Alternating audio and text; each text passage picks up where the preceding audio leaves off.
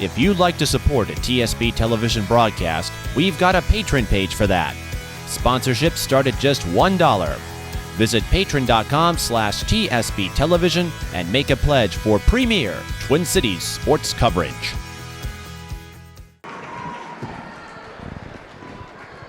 And with that, it's time to go to the starting lineups for the visiting Minnehaha Academy Redhawks.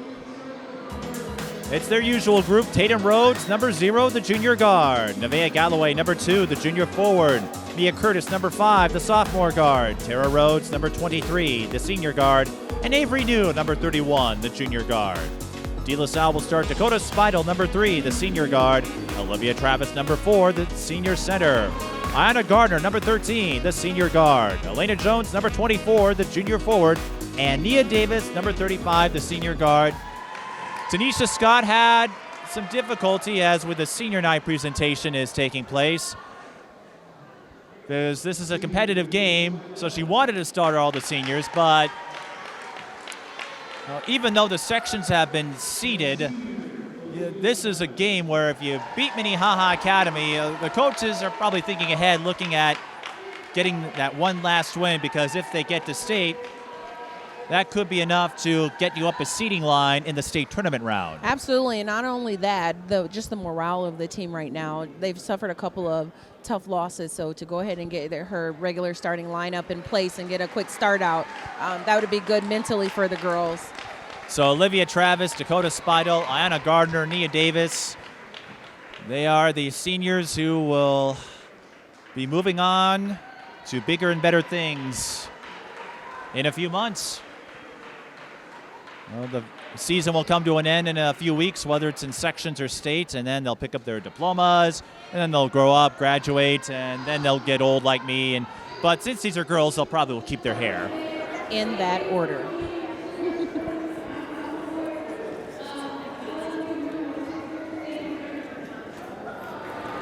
And some of the DeLaSalle teammates are sharing a few words.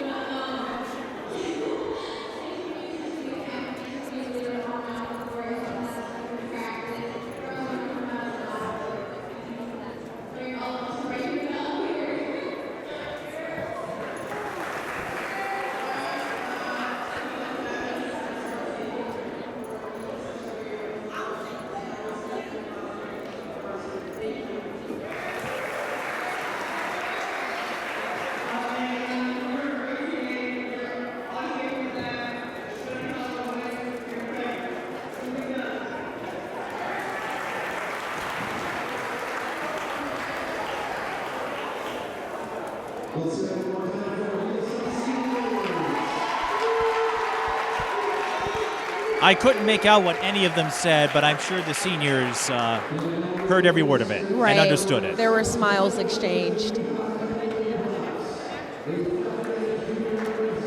And now they will have the starters make their traditional introductions. Minnehaha Academy, number 1 in Section 4-2A, although they go by QRF, which Josh Thurl was ranting about. Because the way QRF seeds it, as you know, if you're in a conference with higher class teams, you get extra points for that, right? Regardless of what your record is. So, as Josh noted, Minnehaha would have to face St. Agnes most likely in the semifinal round, with St. Agnes being the 4. And Concordia Academy, the number 2 team, they've improved quite a bit over a year ago, but they got the easier end of Section 4AA. DeLaSalle, the number 2 team, which isn't surprising. Mahtomedi beat them in the regular season game, and the Zephyrs only lost once all year. We were at that game. Right. And there are still folks wondering how Chisago Lakes managed to beat them, but Mahtomedi and DeLaSalle, I don't think either team has forgotten about their section semifinal match a year ago. This time, if there were to be a rematch, it would take place in the final round. Como Park, they are the number 4 team, Hill Murray number 3. Looking at it, it's probably a 2-horse race. I think Mahtomedi has the edge with DeLaSalle down Nord Francois, but you never know. Right, and once it comes to playoff times, we're scratching the slate clean. And Tanisha Scott told me she wants a rematch with Matamidai, and she wants to beat them by more than 2 points so that folks don't try to raise a stink about it. And if there's any coach that can get their team to go, to drive, she's one of them. Well, in Matamidai, remember, they looked at that first meeting with DeLaSalle as a shot at redemption, and I think they'd like to complete that redemption tour if they get them again in the section final. Because Matamidai has never been to state. But what a season for Matamidai, undefeated in conference play as I expected they would. They had one tough test with Tartan, but Emma Grothaus is the real deal. Yes, she is. Yes, she is. But with her graduating the Metro East, I had a chance to do a story, some interviews on Tartan earlier today for a story I'm doing with SCC. Look out for Tartan and Simley next year in the Metro All I can East. say is I agree. I know quite a few players on both of those rosters, and I agree. That 2020 and 2021 class is going to be absolutely amazing for Minnesota, period. Got a solid 2018 group as well. DeLaSalle wins the tip. Spido likes to line up 3-pointers. She came up with a few clutch ones to beat Holy Angels back in January. And then Holy Angels won the rematch on February 9th. Minnehaha, we know they like to push. Tatum Rhodes scores. So Tatum now 22 away from 1,000, but the way Minnehaha operates, I'm not sure she'll get there tonight. That's because Tara is a solid scorer, and we know Mia can light him up from behind the arc. Absolutely. Not bad for a lefty. Gardner missing the 3-pointer. Gardner can be hit or miss offensively, but she does bring a lot of speed, But and not so does this Mia one Curtis. right here. Well, she missed that one. I jinxed her. She should have gone for a 3 there. Would have gone in. Nia Davis, no good. And that did not go the way Minnehaha intended. So DeLaSalle catches a break. And Gardner's a pretty seasoned point guard, so she did the right thing there, pulling it out, getting set in the offense. Davis for 3. Off the heel, off the front of the rim, I should say. Avery New wins the battle for the rebound. And that's going to be a battle all night down low with Miss Elena Jones. She's an excellent rebounder, but I don't think Avery New or Nevaeh Galloway are going to give her much wiggle room. And to continue about Josh and his apprehension about the QRF and its shortcomings, Mia Curtis can't get the reverse. The year Minnehaha won state in 2010, the QRF had them ranked 29th in Class 2A. Elena Jones will shoot too. I think the QRF maybe lowballed them a little bit. But this year, Minnehaha ranked number 1. In Class 2A, it can be a little tough to determine with the geographic separation. But Minnehaha is a team you always respect in Class 2A because they've been to the state tournament for the last 5 years and have a good chance of making it 6. We saw Maranatha. We know the Mustangs are looking to get a state title, and Sauk Center, they've been the bridesmaid for years. There's going to be some really good basketball these next few weeks. Gardner with the steal. Lost her footing. That'll be a traveling violation. And in 3A, where DeLaSalle is, with the injury to Nora Francois, I don't know, we'll see if DeLaSalle gets through the state, but Robbinsdale Cooper, the number 1 team, I had a chance to see them a few weeks ago. They're not tall, but they're speedy. Right. Some think Matamidai has the edge with Grothaus, but Matamidai realistically a 2-player team. And you got to get the ball across half court to be able to get it to Emma. Matamidai can run. I just don't know if they have the speed to match with Cooper. But that's what's fun about these tournaments.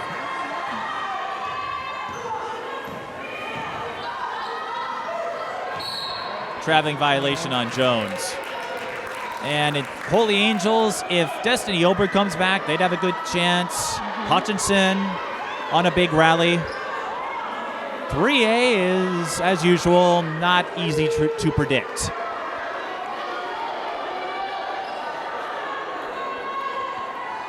Some are thinking even Coma Park could take Matamidai on. I'm not so sure based on what I've seen this year. But in one and done playoff brackets, all it takes is one good performance to make folks like me look like a fool. And I watched the Como Park South game this past weekend for the Twin Cities Championship. And their senior, the senior Zarina Cimatelli did step up in the paint. She didn't produce a lot of points, but she did defensively. She was there. And so we'll see. Minnehaha calls timeout. And yes, Como Park won another Twin Cities game right before the snow hit. Yeah, it was snowing as we were leaving, and it didn't stop. I got home from work and stayed there.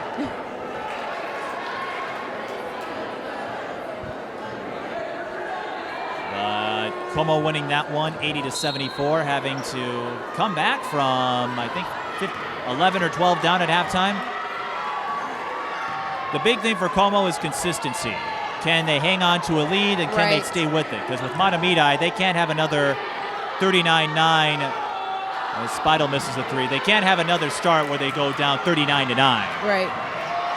Good hustle by Dakota there. Not enough to get the steal, but Spidel catching Minnehaha. She was the shooter on the offensive end and came down and tipped that out. It looks like Minnehaha is going to try to make DeLaSalle actually run in this transition offense here. And at the very least, it will deny Minnehaha fast break chance. As we noted, that is their strong suit. Right. And it could be a good strategy because transition offense usually can get some folks in foul trouble. And if you get some guards in foul trouble, DeLaSalle's not that deep when it comes to guards. The southpaw strikes again, Mia Curtis. That is her 68th, I should say, three-point field goal this year. Olivia Travis will shoot two. Curtis in the top 10. Sarah Scalia leads the state in that category thanks to a career-high 9 when Stillwater demolished Cretin-Durham Hall, one of the most surprising results I have seen all year. But Sarah Scalia, oh man, I think she has a chance of maybe getting 100, maybe even going after Suzanne Gilreath's record. Sarah Scalia is an amazing shooter, and I don't think her younger sister is going to be any less. Travis gets the back end. DeLaSalle has yet to make a field goal. They trail 5-2. And it looks like Minnehaha didn't have any trouble breaking that press there. Oh, well, there we go. Gardner got the poke. Ball goes to Jones. Now DeLaSalle needs to convert it into some points here. Travis had an opening, drives and scores. Travis didn't see it initially. Her back was turned to the basket, but she figured it out in a hurry. And there's the full court press DeLaSalle loves to implement. And it results in the steal and the foul on Tara Rhodes. If I'm not mistaken, Travis comes from a pretty noteworthy basketball family. Your insight serves you well, as Obi-Wan Kenobi would say. She's the younger sister of Reed and Jonah. Jonah went to Harvard, Reed finishing up his career at Stanford. So not only are they athletic, they're also really bright. Highly intelligent, yes. They're smart kids. If they don't make a career out of basketball, they've got a good chance at Jeopardy. But, you know, DeLaSalle has a way of producing those types of students. They do. No matter who the coach is. Gardner, no good. DeLaSalle all over Minnehaha. All over the boards. Count it for Elena Jones.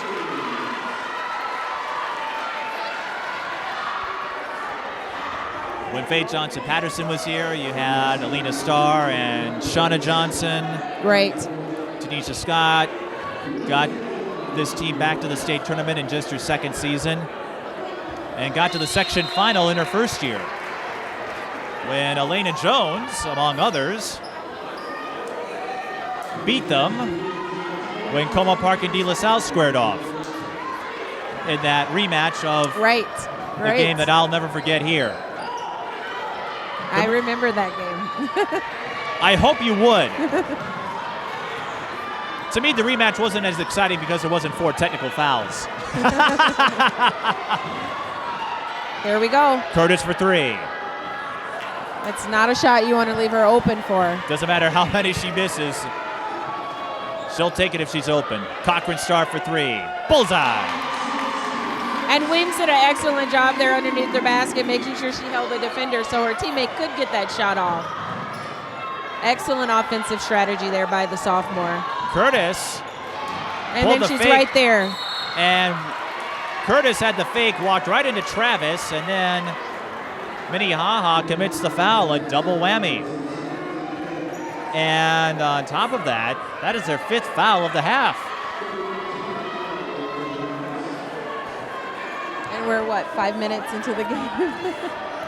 Not what you're looking for, especially with a team that has a 7-player primary rotation. It's maybe something that Josh wants to talk to them about. Got to move your feet. DeLaSalle's doing an excellent job of moving the ball on this on the zone. And there's another one. And that's going to be the second on Avery New. And Minnehaha, just like the Caledonia game, they're going to have to play some small ball here. And DeLaSalle is doing everything right with swinging the ball on the zone. That's how you beat a zone defense, is you make it move. And as we noted off broadcast, and I'll note it here, Travis, not the best of free throw shooters, but DeLaSalle felt they could have won those games with St. Croix Lutheran and Minneapolis North.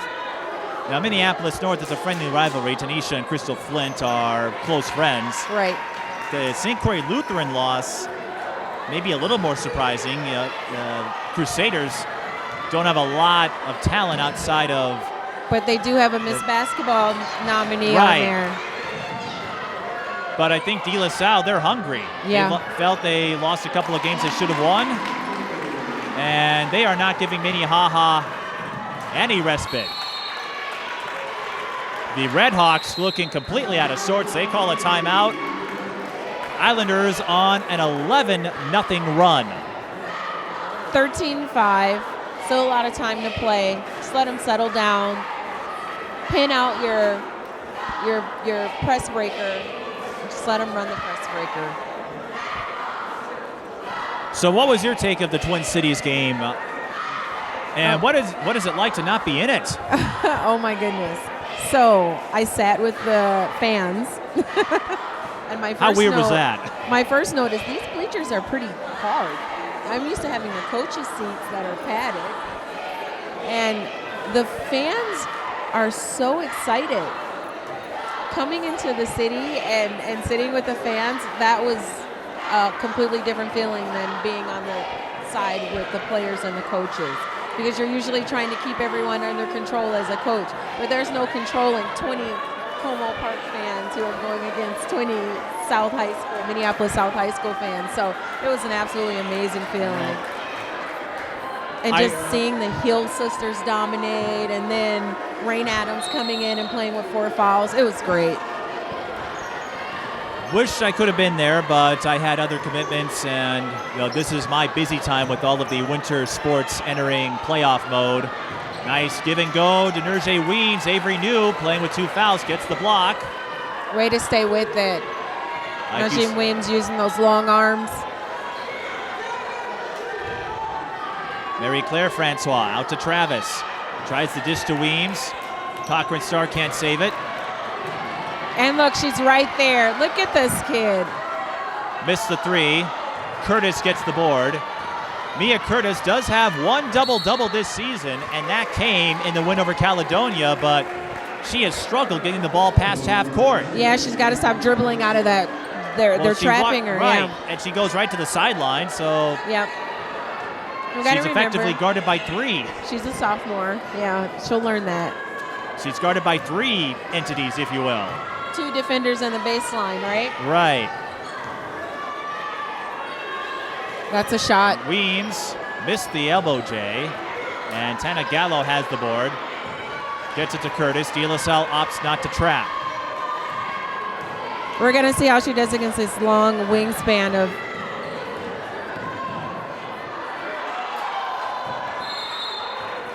Tana Gallo had nowhere to go. And Galloway and Tara Rhodes going back in. Bummed I couldn't make the Twin Cities game to finish up the conversation, although my favorite to this day remains the 2016 Como Park Southwest Twin Cities game. You had 2 solid teams. Southwest had that great senior class. They were up 15-0. It looked like Coma Park was going to be run out of their own building. And Andrea Adams would have none of it. 43 points. Is Najim coming off the bench and doing her job or what? Well, just as you say that, she fouls. I need to stop calling Tara their names. Rhodes. As soon as I call their names.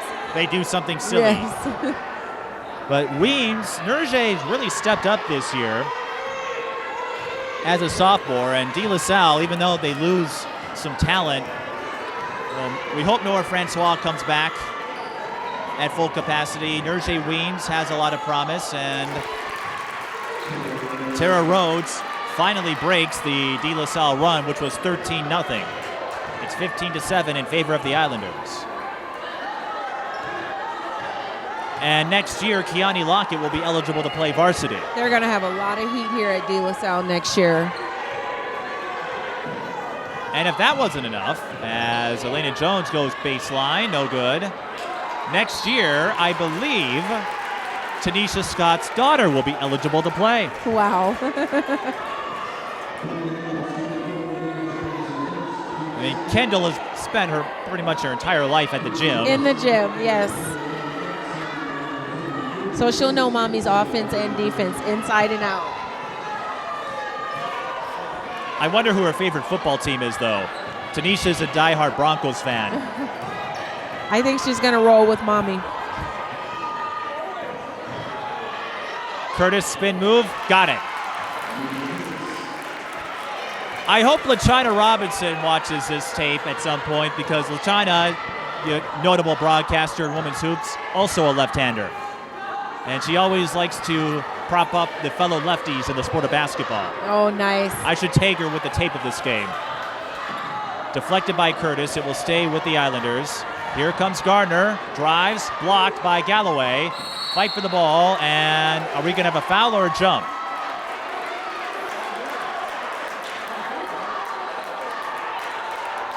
It's going to be a foul. It's a holding call on Gardner. That's her first.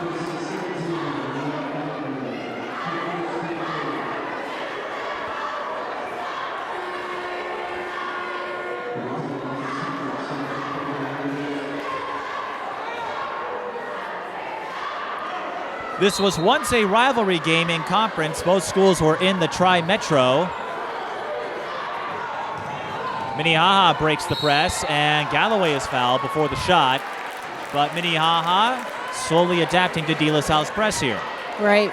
They got to get there, and I think they're thinking if they can get the quicker they can get the ball up the court, the better they can exploit this press, this backcourt press that they're.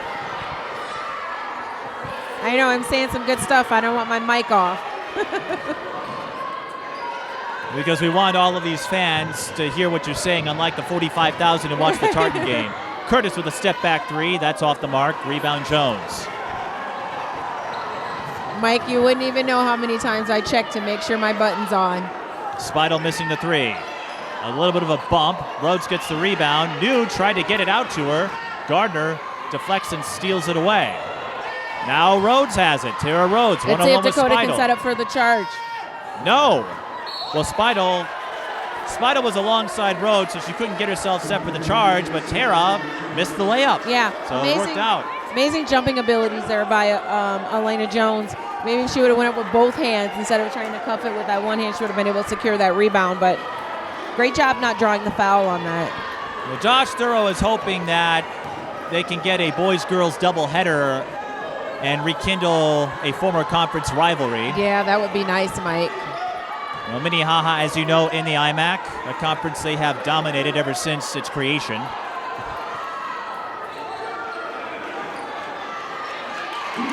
Entry feed to Jones. The dime goes to Travis. It was almost a... DeLaSalle pressing again. Curtis left alone. Gets the friendly bounce. That's the player you cannot leave open. She's up to 8. And she now has 70 three-pointers this season.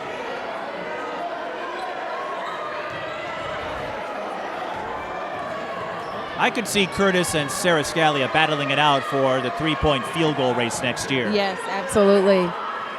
One's a southpaw, one's a righty, but they are both sharpshooters. Travis, blocked by, I thought that was a block. I did too, Mike. And instead, Avery New's going to pick up her third foul, and she's going to have to ride the bench for the remainder of this half.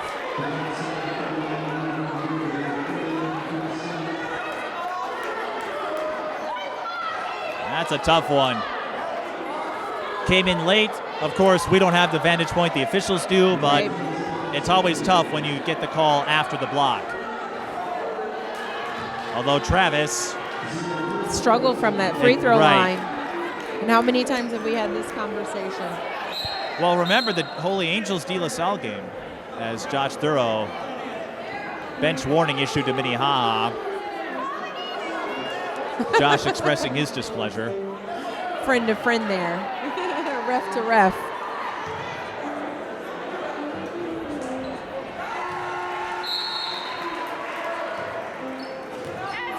Josh was interviewed about his dual role as a coach and as an official, and he said, he'll back up his team no matter what, but he also said in order to set an example for his officiating colleagues and his players, he's not going to cross the line into vulgar territory. Curtis fakes, now backpedals, trying to get open for another three. Fires. Too long, but the offensive rebound goes right to Tatum, and Kaylin Hoban cannot handle the pass. I see so many times in girls basketball where it's that next pass syndrome, and really they have to know when they're open too, and when they have the best shot and take that shot. Instinct. Right.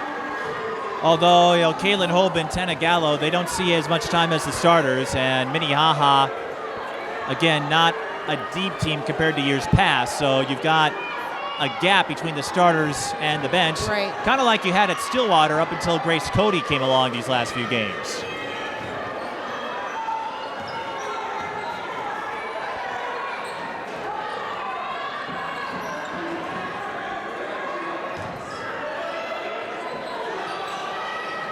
Jones pulls up.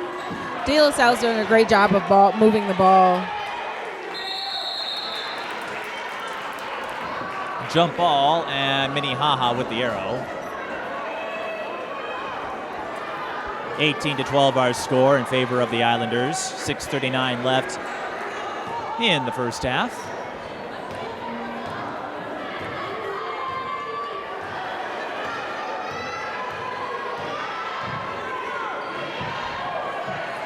Mia Curtis, what a pass. And what was that? Was that a backdoor cut, Mike?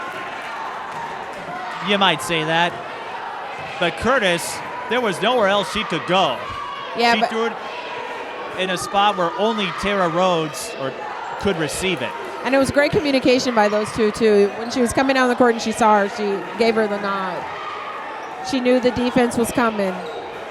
It's tough to thread the needle the way she did, but Curtis is known for racking up dimes. She averages 5 assists a game. And when you're a great shooter and the defense is expecting you to be the person with the ball in your hand, sometimes you can suck the defense in, get your players some good dimes. LaSalle exerting their patience. Elena Jones spins her way in for 2. And once Elena gets going, and she feels it. Oh, we know she feels it. Look out. Yeah, she will produce rebounds and points for you. I still have vivid memories of her 32.16 rebound performance against Cromwell Wright a year ago. I was at that game as well. You were coaching. Yes. And Elena, that big night, helped Como power through Cromwell Wright.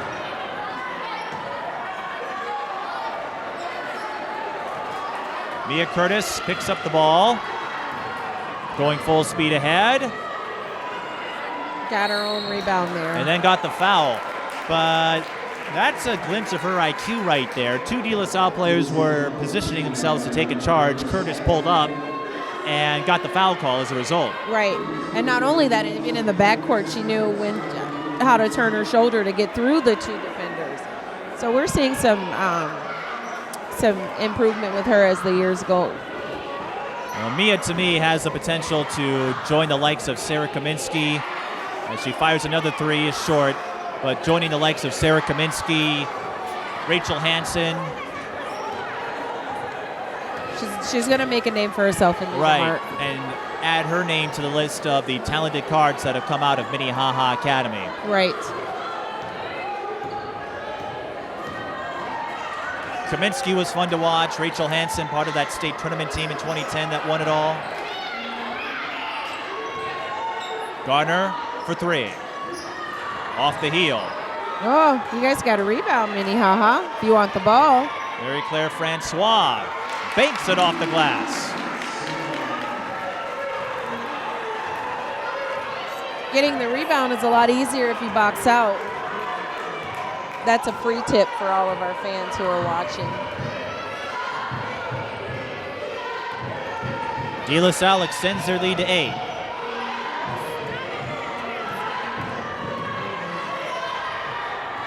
Tatum Rhodes takes the tumble. We play on. Mia Curtis powers her way in, but comes up soft. Yeah, when DeLaSalle goes to a man, if they open it up a little bit, adjust their spacing, she might have a better chance of making some of those.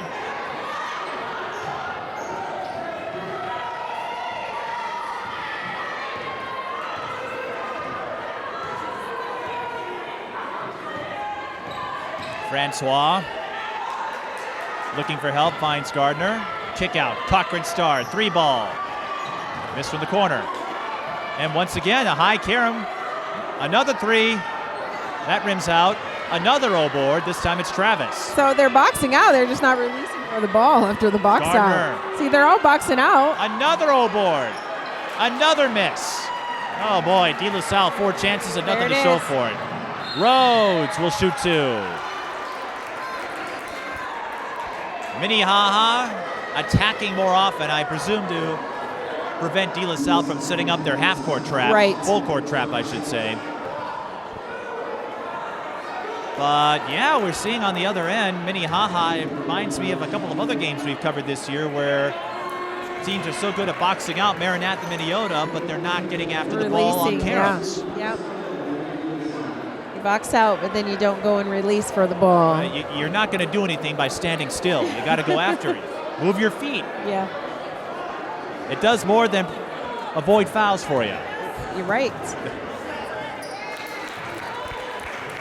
Tatum Rhodes gets the back end. That was Minnehaha's first trip to the line. DeLaSalle out of fouls to give.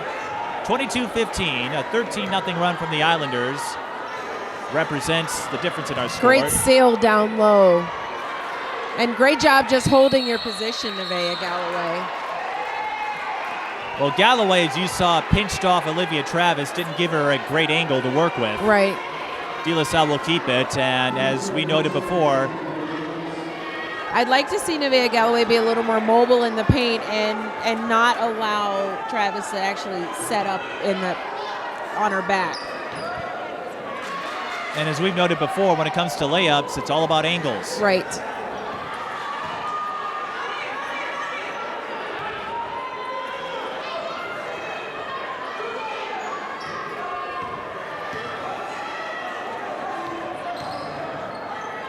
Speidel Deep for three. Foul before the shot, and it's an offensive foul on DeLaSalle. No free throws because it's team control, but that will go against Cochran Star, her second. And DeLaSalle, they're having some trouble with the foul situation after a clean first 5 minutes. Right. I'm really impressed with this crowd tonight. I know tonight is parent night, and Curtis tried to hook up with Galloway, but Nevaeh didn't read it. Free ball for the Islanders. Weems out to Cochran Star, now back to Jones. Speidel wants that three. Bullseye. And we know that she can shoot the three. Remember a couple years ago, she kept her team in it against Como from the three-point line. And she's been doing that throughout her varsity career. She has dealt with a lot of injuries in that time. Mia Curtis drives and scores. Mia Curtis with 10 points, the rest of Minnehaha with 7. DeLaSalle, 7 players have scored. Travis down low, got it. That was too easy for her. Travis realized she had a guard on her. She pinned her and did what post players do.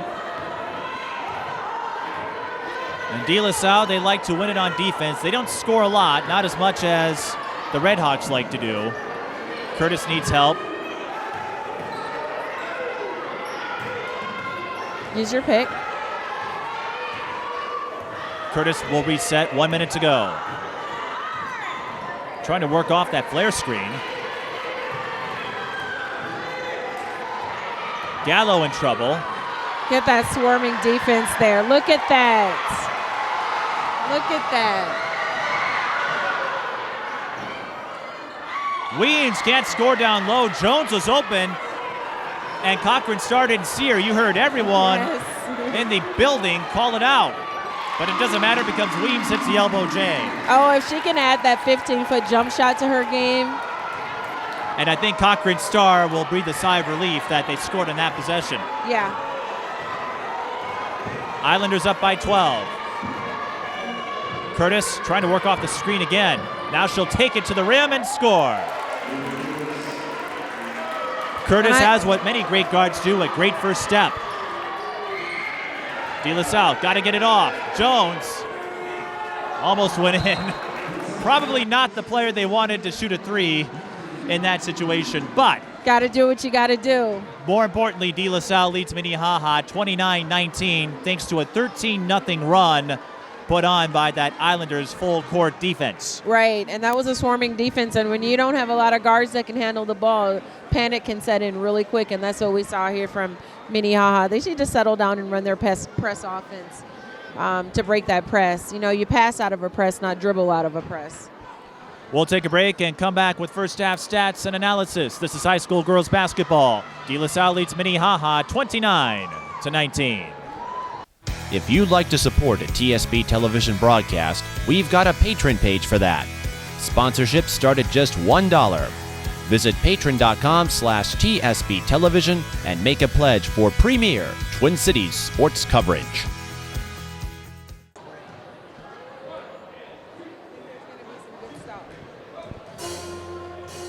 And we're back. We had a halftime performance where I'm guessing someone probably much older than 4 or 5 showcase some Michael Jackson choreography. Yeah, I think he was at the North Polars senior night as well. We got to get his name. The North so DeLaSalle game? Some business. Is that who they played for their senior night? The North High School girls team. It probably was DeLaSalle, okay. Yes.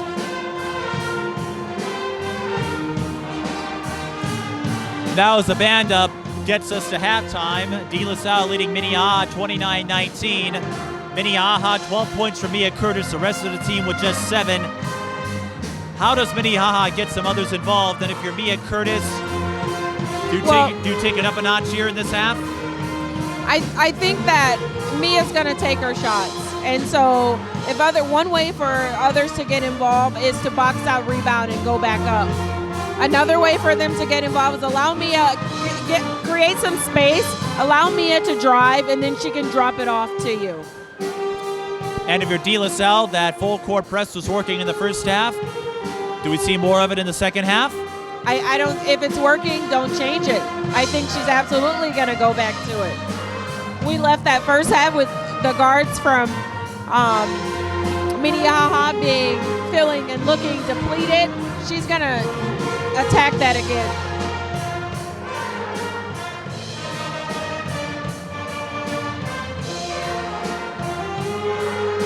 Elena Jones leading the Islanders with 8. Olivia Travis with 7. Those are your notables for the Islanders. And my ears are back to normal after the band. This happened a couple of times this year where we were right next to them, but you know, it's the last regular season game of the year. Rhodes for 3. Swish. Tara Rhodes up to 7, and remember, Tatum is 21 away from 1,000. Tara has over 1,500. Won't get to 2,000, but the Rhodes sisters have been a staple of Minnehaha hoops. All right, pivotal piece of this team this year. Mary Claire Francois out to Spidel. DeLaSalle does a great job with this high-low for their post players against Minnehaha's 2-3 zone. I'm going to see Avery News in there. She's playing with 3 fouls. Tara Rhodes got the steal, and they're going to call Elena Jones on the foul. That is her second.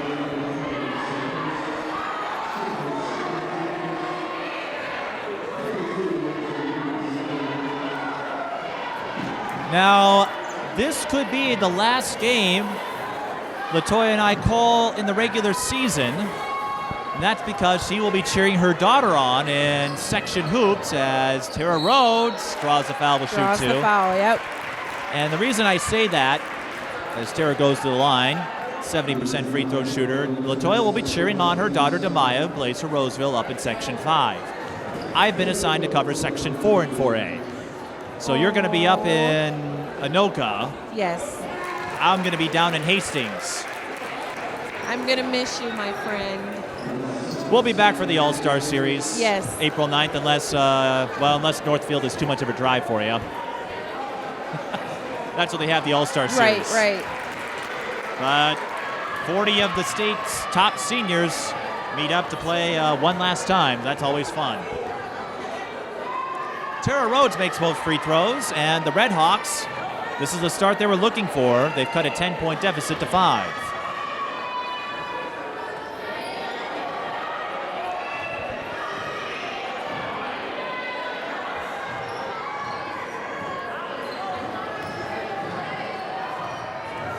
Mary Claire Francois tried to draw the foul on New, didn't get it. Rebound is tipped to Tatum Rhodes. Kicks out. Look out. Well, Mia Curtis missed another 3. She struggled a bit tonight. Unfamiliar territory.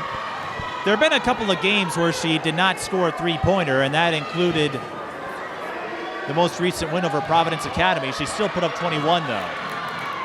And again, Mia Curtis, more than just a 3-point specialist, we've seen that quick first step of hers. Right.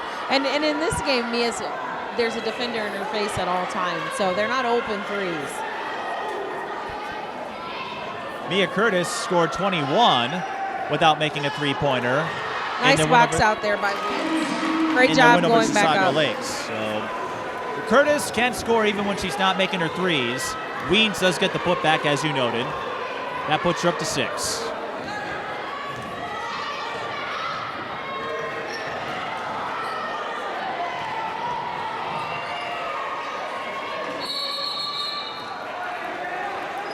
Jump ball, Minnehaha had the arrow. Now DeLaSalle does. Do you think Weems has the potential to be a stretch 4 player? Haven't seen enough of her to make that assessment yet. And DeLaSalle, they're not afraid to go deep, even without Noah Francois. Right. They have a deep roster in 3A. Next year, though, I think so, because Olivia Travis is graduating. Right. That's going to open up a spot down low on the depth chart. I think she has that chance. She had a solid game against Matamidi at the Tip-Off Classic, in a game where nothing was working for the Islanders. But with DeLaSalle, you never know. They don't have that 20, 30-point score, like Minnehaha with Mia Curtis, Stillwater with Sarah Scalia, or even Andrea Adams, who won the state scoring race in 2015. She just seems to me to be that player who's that glue, kind of keeps it together, gets in the passing lanes, is up on the top on some of the traps, reads the defense well, reads the offense well. So DeLaSalle is one of those teams where they don't have a star athlete like Minnehaha does, as Curtis fires the step back. That was pretty. If it would have went in. If it went in, well, and that's the thing. If a few of these 3-pointers were going in for Curtis, we might have a different story. It's only a 7-point margin. Curtis gets the steal. Let's see if she can get going off this layup Weems here. trying to catch up to her.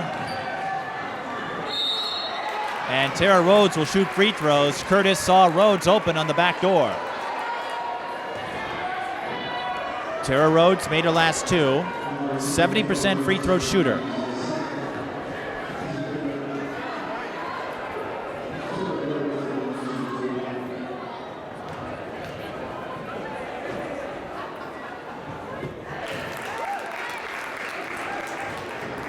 Minnehaha have won their last 5 games. Their last loss came to Eden Prairie, a team that's really turned it up later in the season. They have a chance to get out of Section 2 into the 4A bracket. They would be heavy underdogs if they get through. I think pretty much everyone is, outside of whoever wins Section 6, and if ECU gets out of Section 3, I think everyone else is going to be underdogs. But Section 2 is weak enough, sorry to say, that EP could get in it.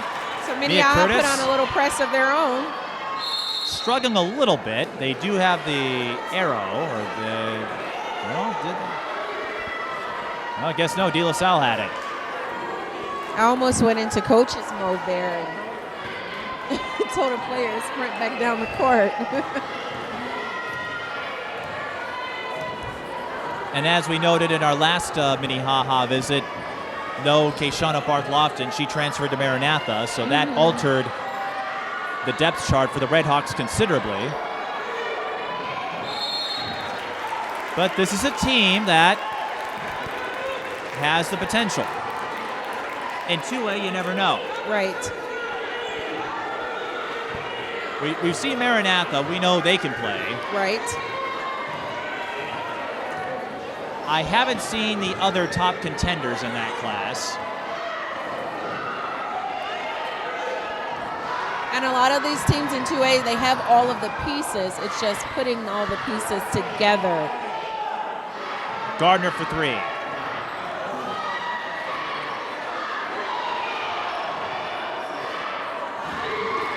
That's tough for Mary Claire Francois. She had 2 point-blank chances and came up soft. Tatum Rhodes had nowhere to go. Gardner through the lane and in.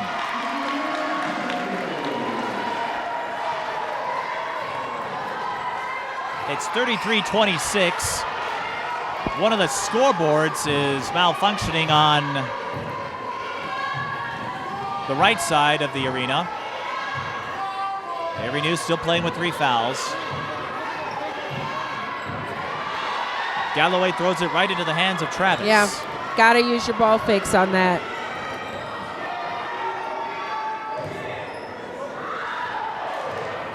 Gardner, they kick it out. Cochran Star off the screen. No good. Another jump. Redhawks with the arrow. Geez, Mike, if I fell that like that, it'd take me a week to get up. When you were their age, I'm sure you could get up right away. Yeah. Nowadays, with us, you're probably right at our age. Well, I'm 30, you're a few years older, I think. Right. Just right. a few. It's around the corner. I won't say how many. How many fews? Yeah, how many fews, how many years. I'll leave that for you to guess. Rhodes looking for the 3. No good. Spidle with the rebound. Minnehaha struggling to find their 3-point shot tonight. Mia Curtis with a couple, Rhodes with 1, but they've really played not tight falling. defense on her. Right.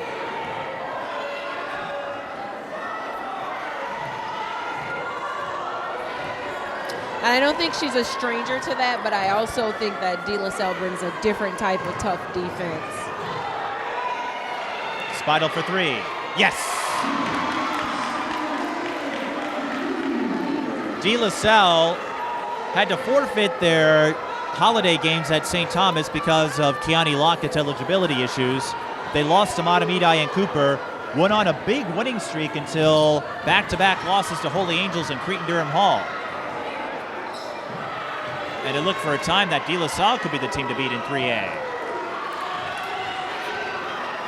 Jones with the rebound.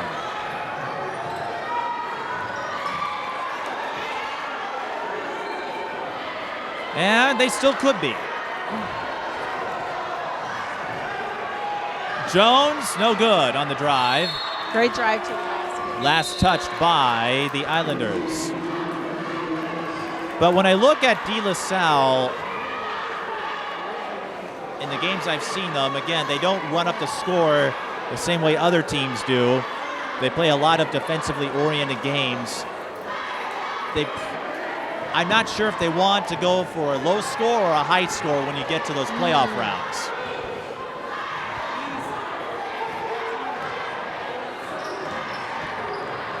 Rhodes off balance and can't put it in.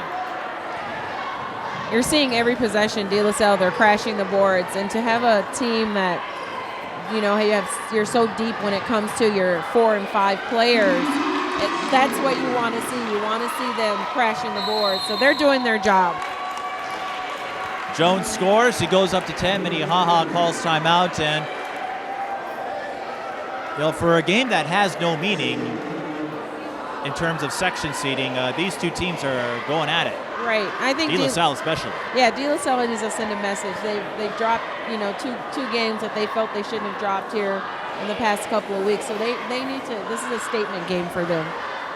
Indeed. This Minneapolis North, that one really stung with Tanisha Scott, especially after last year when DeLaSalle ran them out of the building. Right. But Monique Wooten, she's come on strong this year for the Polars. Recently scored 1,000, so that was a big win for Minneapolis North. I don't know if they'll get into state with Maranatha in the same section, but. And they have Elena Pettis over there. She's a. Alani Pettis, yes. Alana Pettis, yeah. She's a. Thank you. Alani Pettis. She's gonna kill me for that. And St. Croix Lutheran, as you noted, they have someone on the short list, Audrey Gaddison. Yes. But not much else. That one, I think, may have stung a little more.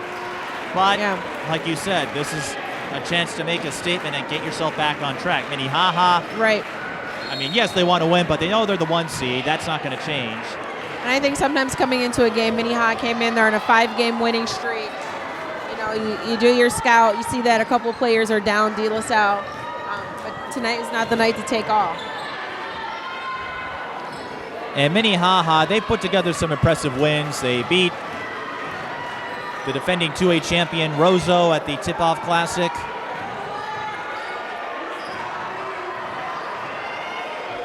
They beat an up-and-coming St. Louis Park team.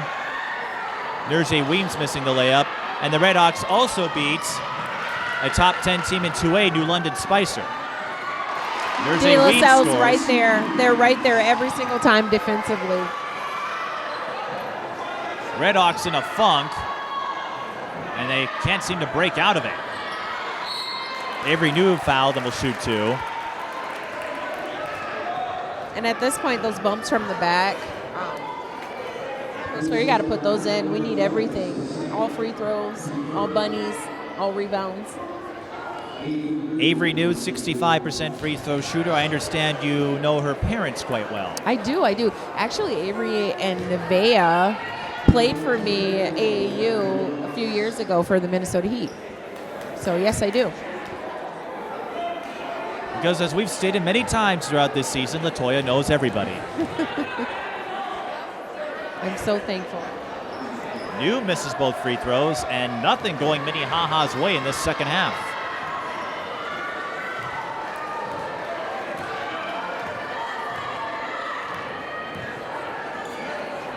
But I can see your point of it, where DeLaSalle feels like they've got more to play for.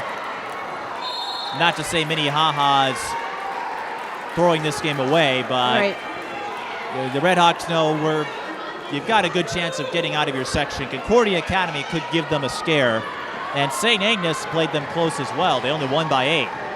And having to turn around and play on a Wednesday night, how much energy do you put into this game? Well, Spidal putting in all their energy. DeLaSalle gets a couple of days off before they start sections, which will take place right here on Thursday. So Spidal with 3 triples, and that seems to be the difference in this game.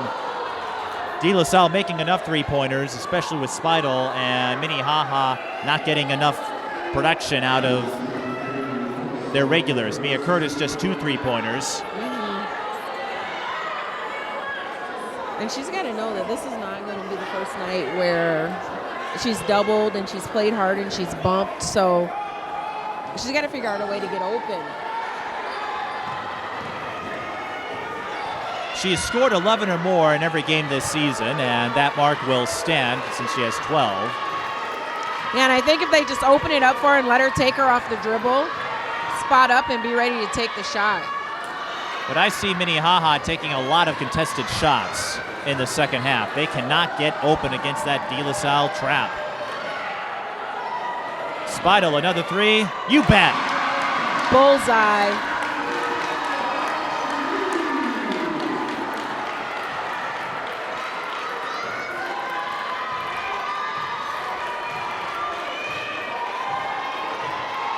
And I think some of the fans and the coach for DeLaSalle, they're concerned about the contact that Dakota's taking after her shot.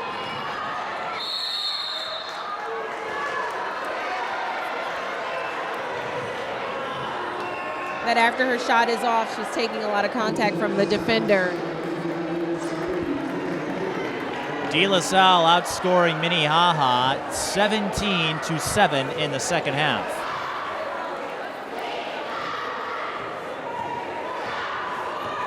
And it looks like DeLaSalle will get that statement win. Right.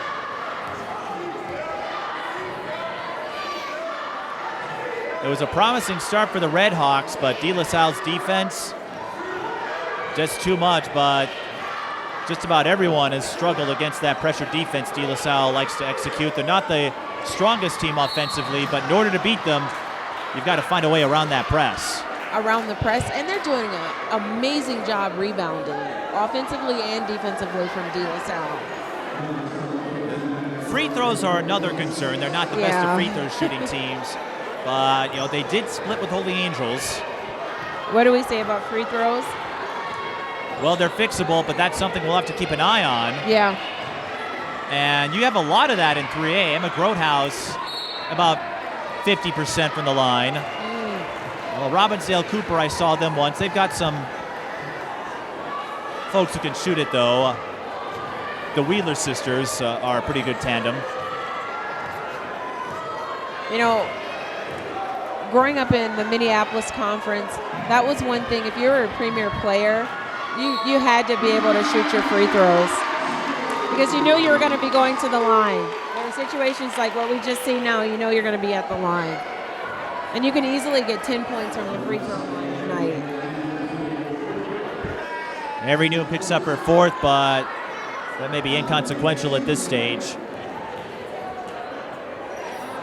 This kid, Elena, I don't think she knows the energy and drive that she actually has. She can get to the basket whenever she wants to. As we've said, she does have that takeover gene. We haven't seen a whole lot of it since she moved to DeLaSalle, but part of that is the makeup of this team. She's playing alongside several high-caliber post players. It's not just Elena and that's it. Well, you had Elena and Serena Cementelli, but Elena was on a different level compared to Z. Right. Here, and she's learning here. She's learning and she's getting opportunity to play against with great players and just a different style of play here. So next year, I think you'll see a different Elena Jones. Right, because here she's playing with Olivia Travis and the Francois sisters. Yep. So Nora Francois, not too long ago, suffered an ACL and meniscus tear, and that ended her season about 5 games early. Really tough to see. She was their top scoring player. Yeah. But we see her here tonight. She's up. She has her brace on. Well, she'll attend all the games until the season is over. But what really stinks is she won't be able to play in AAU in the summer. Yeah. So it's going to be a while before we see her back on the court. Hopefully, we'll see her in time for the tip-off in 9 months. She did have her surgery. That went well. So now it's just getting it healed and going through the rehab. We've seen that how many times? Carmen Backus went through that. Right. And she's having herself quite the season at Chisago Lakes. We should get her surgeon and PT people on on an ad so we can get all our girls back. I see what you're trying to do. Trying to market yourself on the backs of injured players. No, I see what you're doing. I want to see them get back as soon as possible. And if they all can get back and play as well as Carmen's playing, that's who we need to go in Chisago going through a little bit of turmoil. Alethea Kluge quit the team right before they play Minnehaha. So Carmen Backus is kind of by herself. And that's unfortunate because we saw them when they beat Matamidi, Yes. and folks thought maybe this is the year. Look, there we go. Anytime. And when you look at Gardner and Speidel, you don't think of Elena as having that driving ability per se. You look at her and you're thinking maybe another post, but she's shown her speed the last couple of drives. Yeah. And that was one thing at Como. She wanted to play at the top of the key and not down in the paint. She really wanted to be a 3 or 4 and not be that consistent 5 player.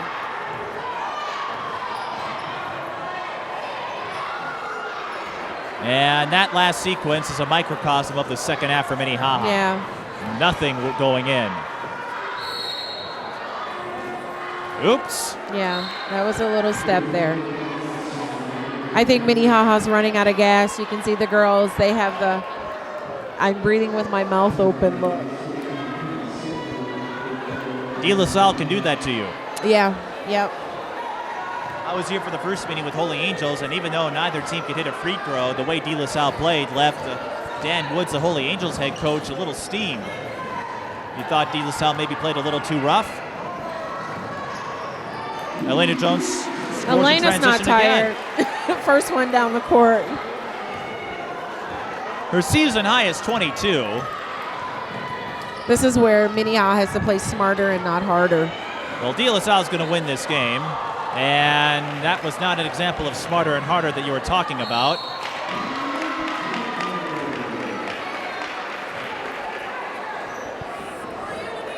Hey, Adam, I don't think we'll have to worry about overtime. Adam is counting the gap to the mercy rule threshold, which we are close to approaching, although it doesn't really matter at this point. And it looks like DeLaSalle Minnehaha has pulled out their starters. Well, we look at adjustments, and in the Caledonia game, Minnehaha made the adjustments to shut down Katie Tornstrom of Caledonia. They ended up winning that one. In this game, they couldn't hit their free throws, or not free throws, 3-pointers, and DeLaSalle, like you said, just stuck with what worked. Right. But Josh, again, we spoke beforehand, and he said, he was going to try to get Nevaeh in, but really wasn't too concerned about the outcome of this game because the sections are decided. They've locked up their conference, so there's really not a whole lot at stake. Right. They were supposed to meet in early January, but the Rhodes sisters had a wedding, so that's what precipitated the rescheduling. And it's a great matchup, but again, maybe not the same luster it would have had in January.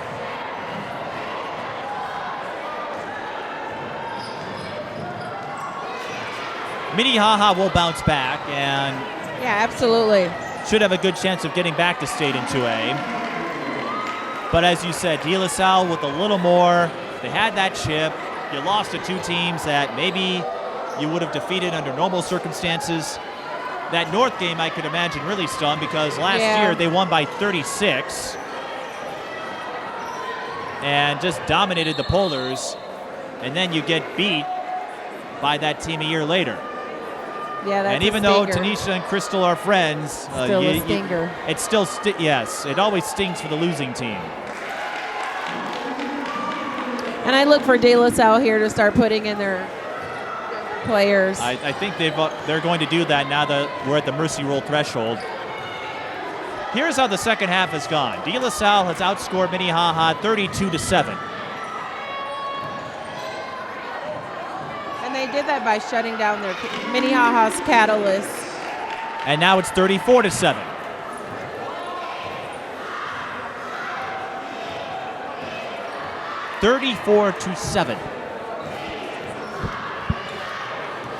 A few more points and we'll have the Eagles-Vikings score from a few weeks ago. Which shouldn't bother Josh Thurl all that much. He's a diehard Packers fan. He grew up in Wisconsin. Now Gardner, here's a couple more points in stat padding time. 36-7. Well, we're closing in on that 38-7. You can tell this is a runaway when I'm coming up with factoids about random other games, and Penny Sedgwick scores. Tanisha Scott's going to call a timeout to get her starters out of there. Yeah. Much to the dismay of Adam, our camera guy. I could see her cohorts over there signaling to her, it's time, it's time. I think it was time a couple minutes ago. Yeah. But how about Elena Jones, 17 points, and if makes a few more threes, maybe this game is a little closer. But again, this is one of those strange matchups when you know where you're going to play. Right. And so you want to win, and you certainly want to come out prepared, but you also don't want to hurt anybody before you start the playoffs. Right. And I think, with Minnehaha, like you said, they already know where they're seated at. He pulled his starters so they can rest. We know what's going to happen at this game. But for DeLaSalle, this was something that they needed, to just get them refocused and back on track going into section playoffs. Right, because another loss, and who knows what the mood will be like entering Thursday.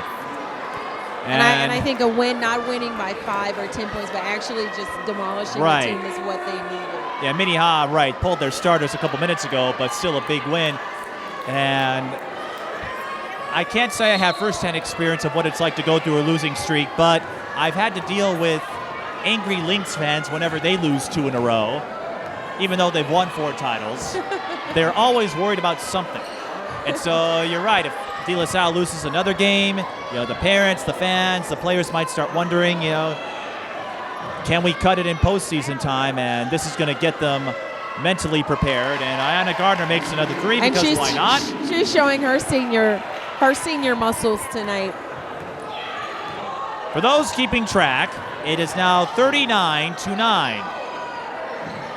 You should say what the record is.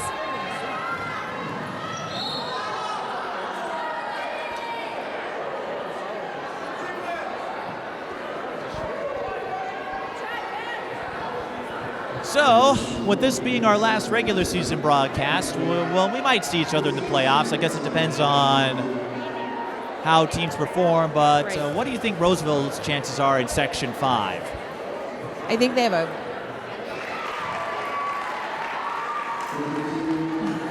I'm thinking of the word to say.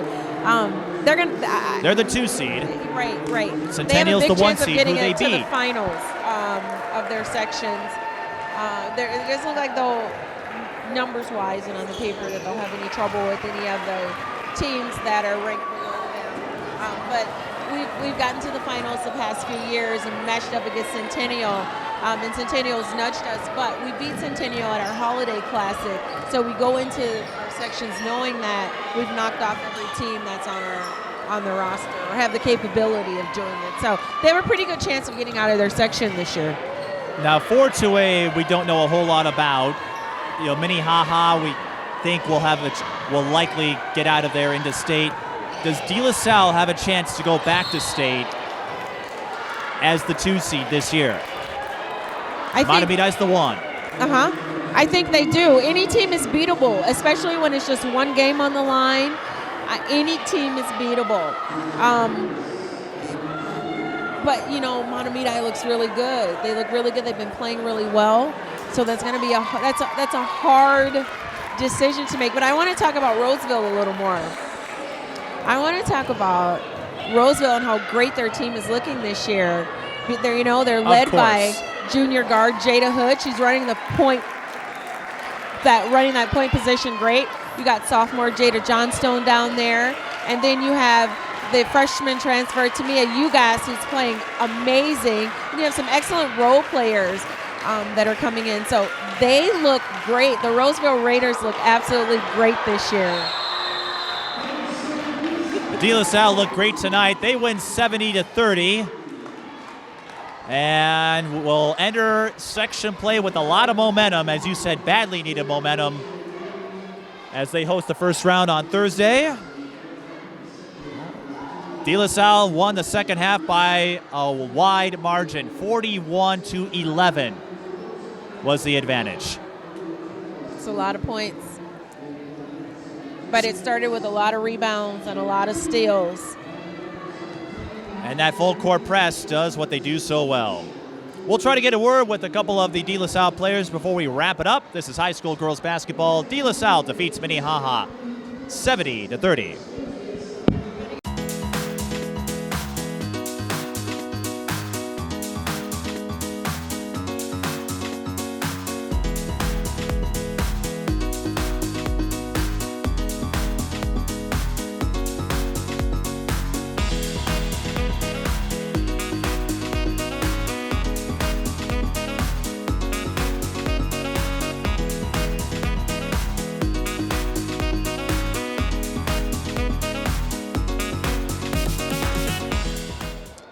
And I'm joined by Ayanna Gardner and Elena Jones. Last year, you two were opponents in section play the last couple of years. You've been teammates this year. So tell me, Ayanna, how much better is it to have Elena as a teammate than as an opponent from a couple years ago?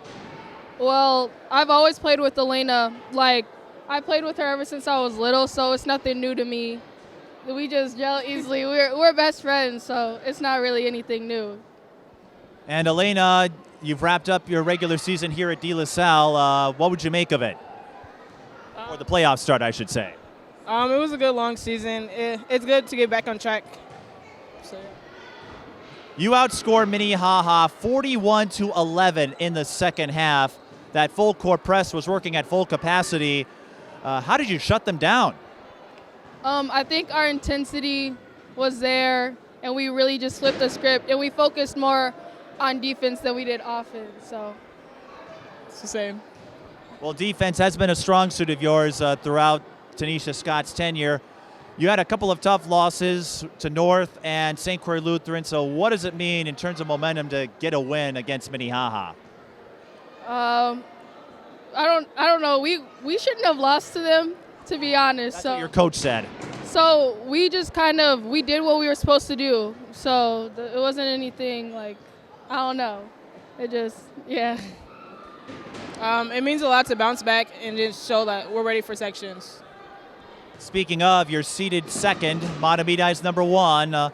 Elena, you weren't on hand for that epic battle last year against Matamidi, and you'd have to get through a couple of teams to do it. But if you can get through and maybe face Matamidi again, do you feel you have a chance at knocking them off and getting back to state? Yeah. Yeah, we have a chance. It was at the beginning, and so we were still trying to figure ourselves out, but now I think we found ourselves. And you also lost Nora, midway through, so you lost a couple of games and you lost one of your top scorers. But tonight we saw an example of how deep this team is. How is that going to be important as you make this postseason push? Because Nora was one of your leading scorers and a great force down low.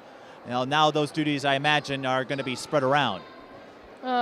Yeah, now we just got to really work as a team this time. We got to dig deeper than normal because we're so used to Nora. So I think it's just really about teamwork and energy and focusing on defense.